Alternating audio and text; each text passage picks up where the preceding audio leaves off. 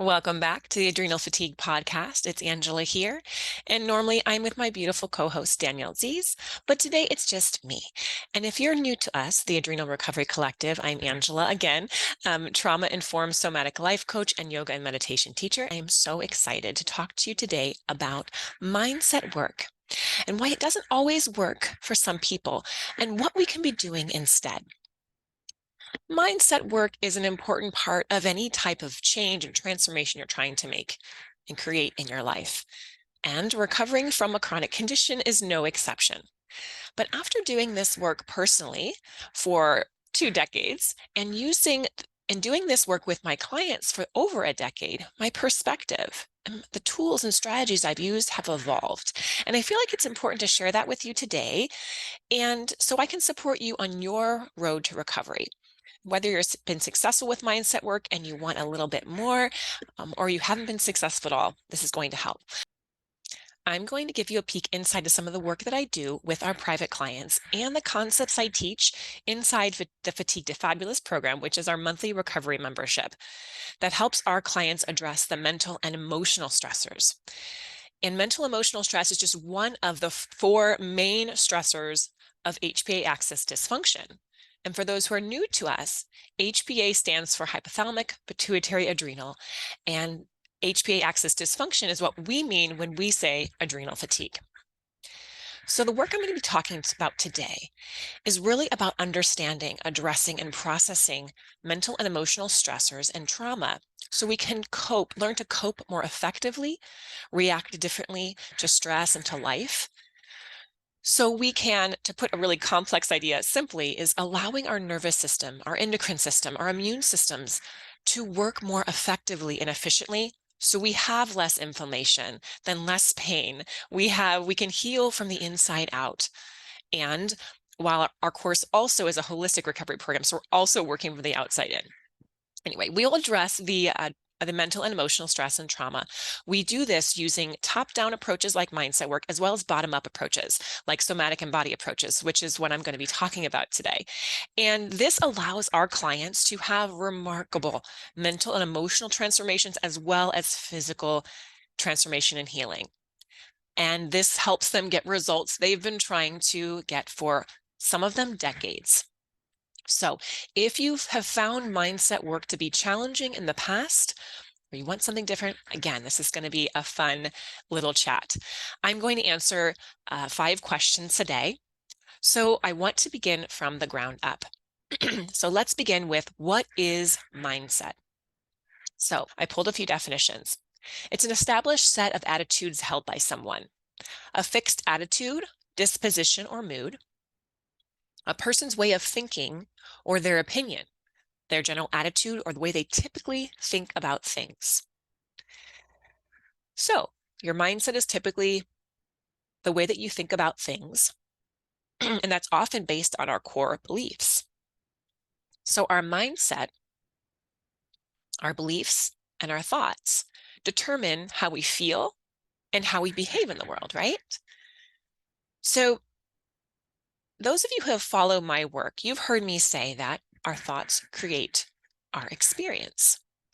And our mindset, our thoughts and our beliefs, play a significant role in what we're able to achieve and what we're successful at and what we're not. In this case, we're talking about recovery, right? Healing the body. And so the same goes.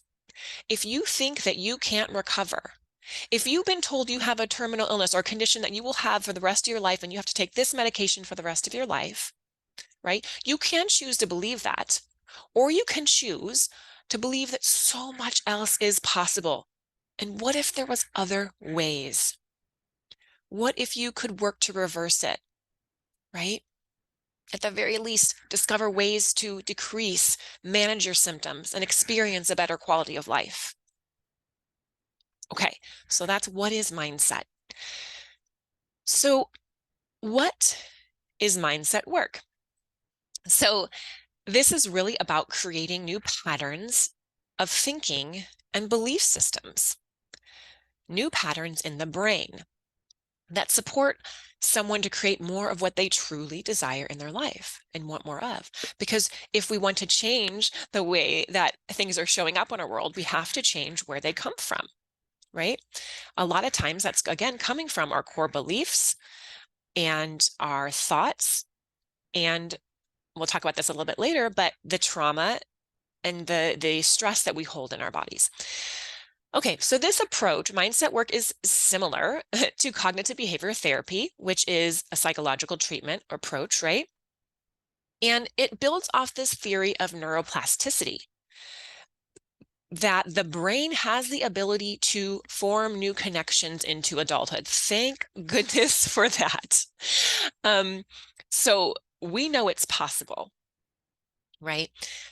Again, this is a top-down approach to healing. Right? We're using the brain, we're using your thoughts and beliefs to change, excuse me, the mind, to change the thoughts and beliefs in order to support the body, telling the brain, telling the body we are safe, right? And then I'll be talking again about bottom-up approaches a little bit later, but I really just want to kind of separate the two for just a moment. Some examples of mindset work, which you might be familiar with, again, are using affirmations, mantras, having a gratitude practice, right? And the main premise behind mindset work is that, again, your attitude, your perspective determine whether you're successful at something or if you fail, right? There are many popular quotes out there. One is, "I think, therefore I am," it's Descartes. Or, "Whether you think you can or you can't, you're right." That's Henry Ford. And my personal favorite, "Problems cannot be solved with the same mindset that created them." That's Einstein. So good. Okay, so does mindset work? Number 3, there is no doubt that mindset work is effective and can change the way that you think and your beliefs and how you behave. And I have no doubt, because I see it in my life, my own personal life, and the lives of my clients day after day, honestly. And that's why I started teaching this when I first became a coach, because it worked for me.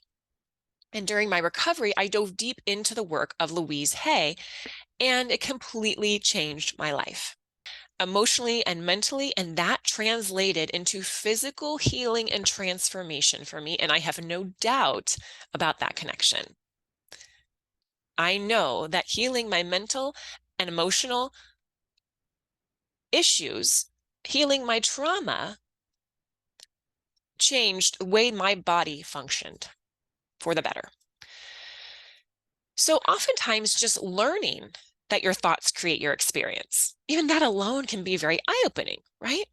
Because that's not what we're really taught, right?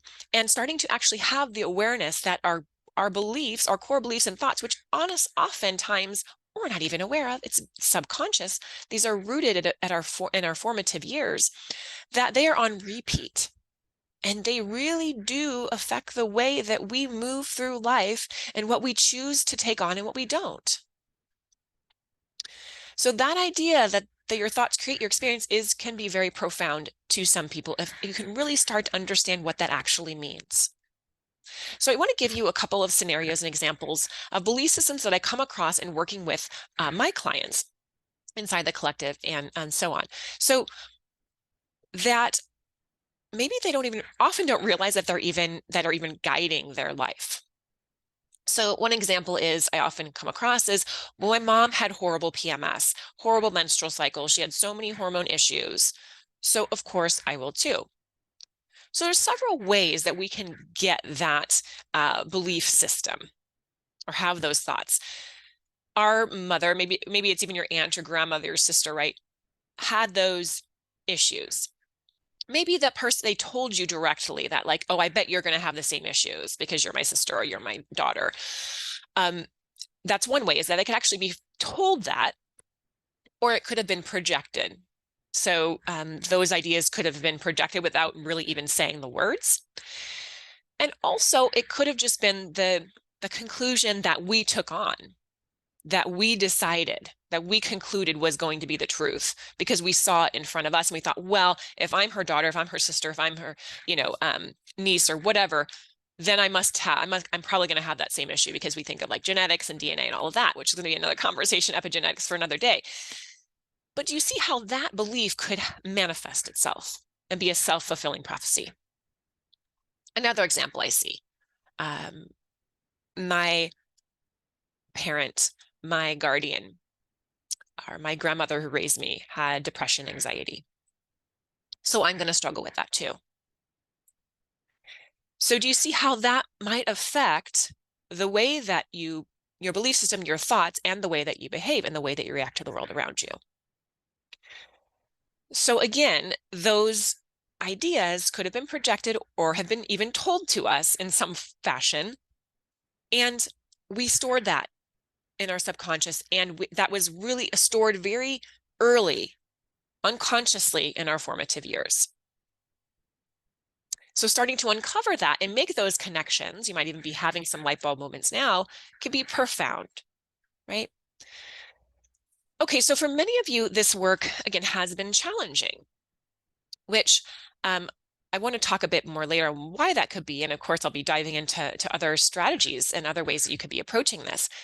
And again, mindset work is not necessarily where I start with my clients now, because I see a shift in using, hopefully in tandem with together, using top down and bottom up approaches to healing from trauma and stress and so on.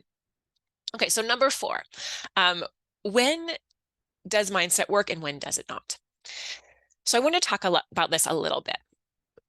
So when I see it working with those who believe or are hopeful that it will work, right? That takes us right back to this idea of mindset. Our perspective shapes our experience. I think, therefore I am. So I was willing to give it a try, and it was life-changing, right? Luckily, I was optimistic for some reason, because honestly, before that, I spent most of my life being a pretty pessimistic person, glass half empty. And I had trouble being in the moment. I was always running from one thing or one thought to the next, and I wasn't able to truly enjoy my life. And that struggle, it's not completely over. It's something that I can tend to fall into at times, but I know it's a pattern and I know how to break it and know how to recognize it and be aware of it so that I can choose something different, because I do like to choose something different. I'm happier. I feel more fulfilled when I'm not in that place. So my health crisis was a catalyst. It woke me up. It was the push that I truly needed in order to change my relationship with stress and with life. Okay, so when does mindset not work? So this is sort of like when I've worked, like the experience, what I've learned from working with clients and with myself is when there's skepticism. Of course, it's going to be hard, to believe in this work and to make it work for you if you don't believe it's possible. Or I see this a lot where you believe it's possible for someone else, but not yourself. Whether you don't believe in yourself, again, that's, deeply rooted, thoughts and beliefs. And so you doubt yourself or your abilities, or that you don't have the resources, right? This often is challenging for people who see that there's a big gap between where they currently are and where they want to be. It's really hard to see the other side. And this is often what I see with, working with people with severe burnout, stage 3 adrenal fatigue, is that they maybe are bedbound. They are, really struggling on the day-to-day just to survive. That it's hard to think about, thinking happy thoughts all the time, right? To be honest. And I'll talk about that a little more in just a moment. This also is challenging for people I see that have had a lot of trauma in their life, a lot of really unfortunate things that have happened to them, and it has slowly broken them down. And it's heartbreaking, right? It can be challenging. And especially for those who have experienced a lot of particularly capital T trauma. And I want to break that down for you now. I say capital T and lowercase t trauma. You might hear me often say that. So capital T trauma is kind of when we say the word trauma, that's kind of intense for a lot of us to hear. Sometimes stress is an easier word, but trauma is things like that you might be thinking about when you think of trauma, like PTSD, serious injury, a death of a close person, sexual violence or other types of violence and abuse, life-threatening experiences, other chronic abuse, that kind of thing. Lowercase t trauma can be a breakup, a divorce, losing a pet, losing a job, getting bullied in school, being rejected from friends group, not feeling adequate, right? So just to explain that. So when there's a lot of trauma, and again, we all have trauma, and it might fall into the capital T trauma or the lowercase t. You probably might have a little bit of both. And a lot of times that sucks our hope, unfortunately.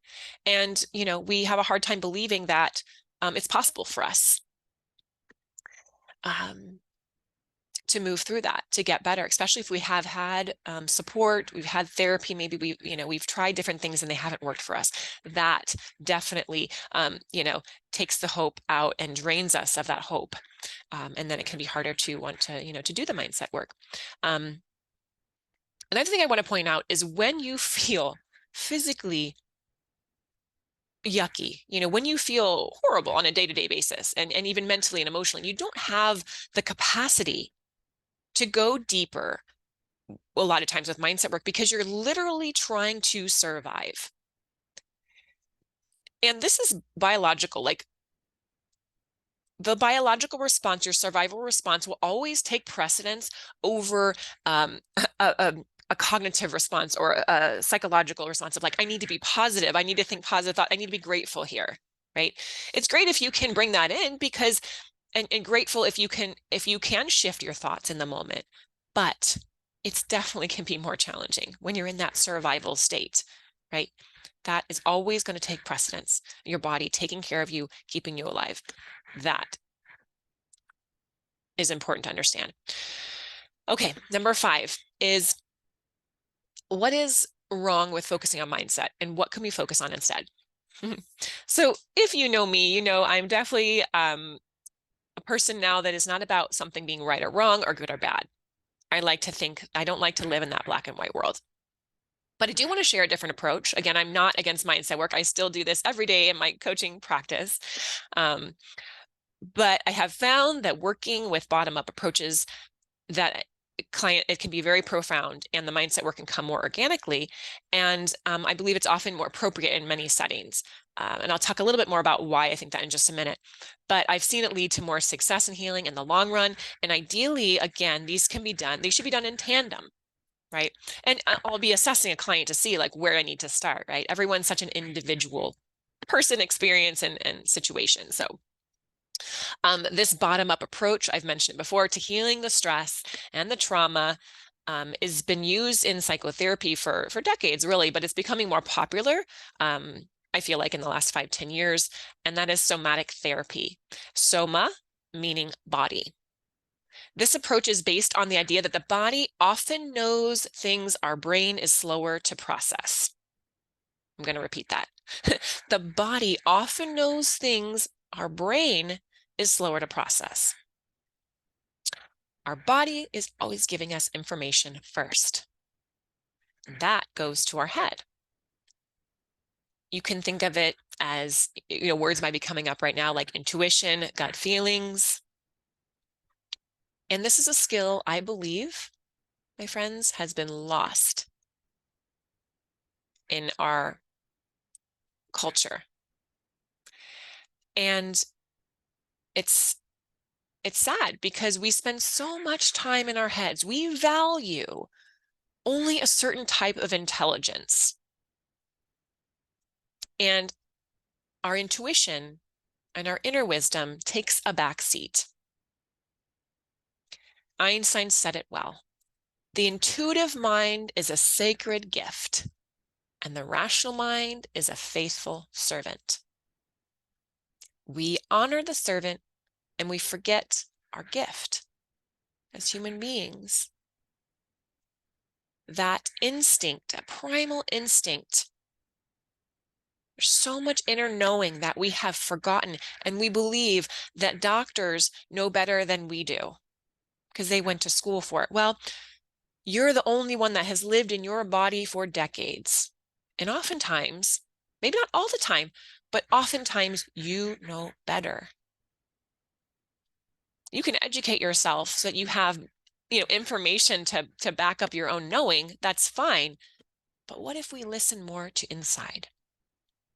And that's connecting to the somatic therapy. I'll talk about that. We'll keep going on this, but I just think it's such an important thing to bring up here. So how do we change this? How do we start to trust our bodies? Our bodies are always working to balance ourselves back out, always working for us. Our bodies are always working for us. We don't always believe that, right?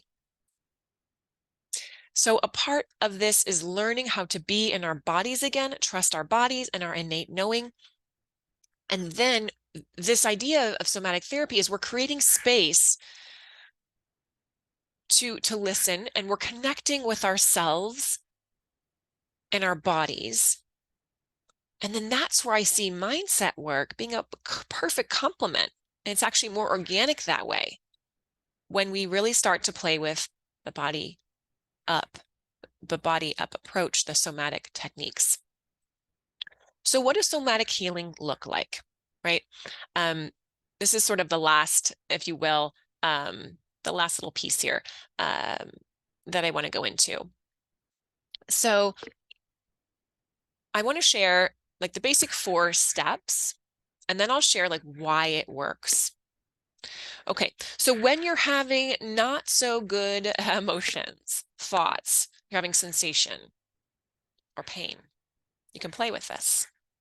So right now, if you want to play with this as I'm going to explain it, this is a good opportunity. So I want you to get present. So what does that for you? Does that mean placing your feet on the ground and connecting with the floor beneath you? Does that mean relaxing your shoulders down away from your ears? Just taking a moment. And again, it doesn't have to be like a 20-minute meditation practice a day. This can be so quick. It can be done within moments. So you feel the sensation and you get present.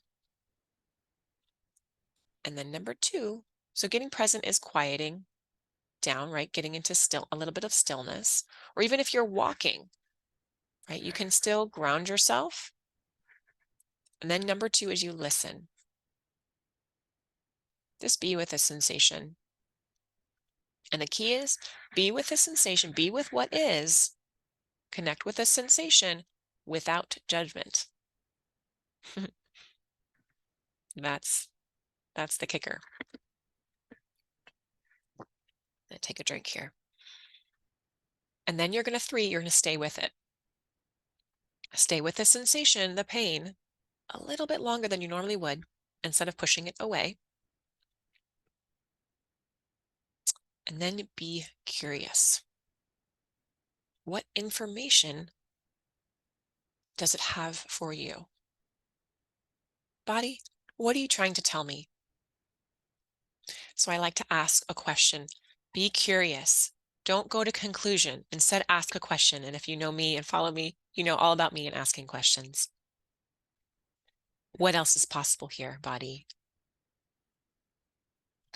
So what does this approach do?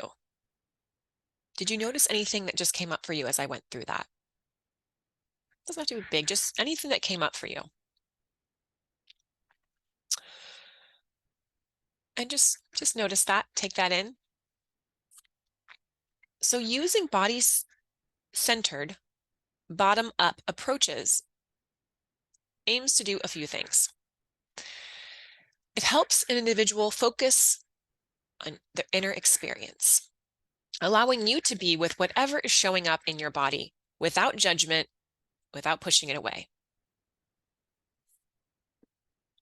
And the judgment is key because I'll tell you, and I know this from experience, is that this, right, when you're experiencing pain or discomfort, right, the reaction and how you feel about the sensation is often can be more of a hindrance or toxic than the actual sensation itself, right? We go into this stress response or this reaction of fight, flight, or freeze. We push it away. We want to fight it. We kind of, we isolate, we get away from it as quickly as possible. And this is something that this response and learning how to respond to stress, whether again, it be physical stress or mental, emotional, is, the help that you can get from working with a therapist or a coach like myself, learning to co-regulate and then eventually self-regulate. But what if the symptom was the information that you needed? So what if a symptom is just information your body is giving you? Does that change anything for you? So this is improving our body awareness. It's giving us a choice, giving that moment where we're just being with it long enough to feel some sense of empowerment, and that we can really take that that inner knowing and use it to our advantage and start to heal from within and from the inside out. These somatic techniques and this new body awareness also allows us to start sensing our own needs. And how often do we ignore our own needs? And I'm laughing because it's like such a common thing. It's become something in my life I've had to work really hard at. Okay, body, you're hungry. Okay, what if I stop what I was doing right now and just nourish my body? Right? So sensing our own needs, so important. Again, the symptom is just the body needing something. And what if we were to look at that? And how would that change our life? How would that change the way we reacted? Okay, body, what are you trying to tell me? Something I already spoke about briefly earlier that I want to come back to is this idea that somatic therapy also allows us to learn how to calm and regulate our nervous system, right? So key, which is honestly like the most important part. When you're talking about the HPA axis, you're talking about the HPT axis, the thyroid axis, the nervous system, the endocrine system are all so intricately connected. And last, on top of the body awareness, the ability to be able to sense what your body needs, learning to regulate your nervous system. These techniques teach us simple ways to release physical tension in our bodies, releasing the stress, the trauma that's been stored in our bodies. Our issues are in our tissues, right? Thanks, Denise Labar. That is decreasing inflammation, decreasing pain and discomfort, minimizing or limiting gas and bloating, anxiety, and the list goes on. And this will start to allow us to change our story. You're learning to be with the body more fully and being with the sensations in order to move through them instead of away from them. So lastly, why is this important for hormone and adrenal recovery? I hope that you're already seeing the connections and the importance. But again, coming back to that, what I just said, the issues are in the tissues. And that's a book written by Denise Labar. Check it out. It's science that we can't deny. The stress, the trauma we have in our lives get stored in our tissues and stay with us and can create dis-ease or disease often in our bodies. So it's important that if you're listening and you've been dealing with chronic illness or health conditions for a long time, I really want you to hear this.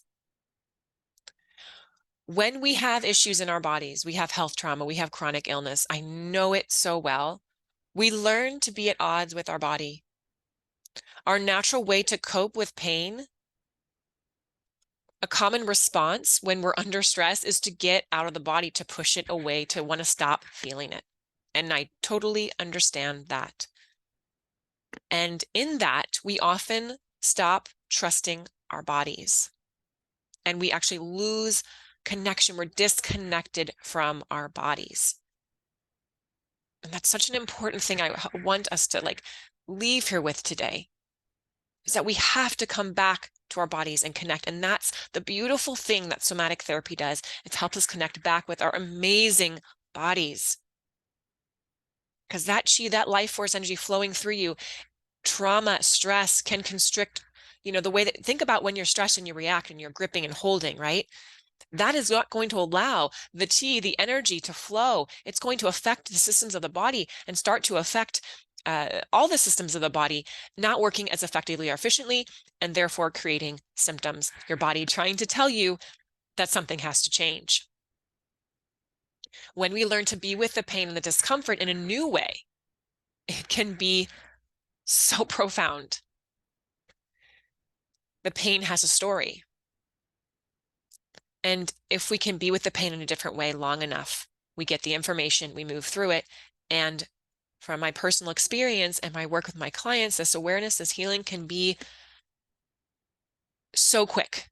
It's not abnormal. When you start addressing this and using the top-down and bottom-up approaches, it's not abnormal for me to see my clients have profound shifts within the first few sessions that completely change the course of their recovery. Last but not least, can you see how it's different than mindset work? Because when we do mindset work, we're often focusing on just being positive, or not all the time, but that's like the misconception, but like that you need to be positive all the time. This Pollyanna thinking. If we do that, right, we're learning not to be present with what is. And that's the beautiful gift that somatic healing and somatic approaches bring in, is it's okay to feel what you're feeling. Honor what you're feeling. Be with the emotion. Be with those thoughts and just be aware of them without judgment. And that's the first step to changing it. We have to be okay with. We can't keep fighting against ourselves and saying that we're wrong or bad for having these feelings. I think the problem that so many of us get stuck in with the thoughts and the loop, and when we suffer from depression and mental illness, it's the idea that what we're thinking and feeling is wrong and bad. What if we stopped feeling that way? What if we just said, okay, this is what is, and what else is possible? So when we address the stress and the trauma in our lives and be with whatever's showing up on our body, healing can start to happen very quickly. The physical body starts to become more in alignment. You're connected. Mind and body are connected. More ease comes into your body. All your systems start working better. And that has a ripple effect. And you keep working at that every single day, so much healing is possible. And I see it every single day in my practice. Thank you so much for being a part of this episode, and bye for now.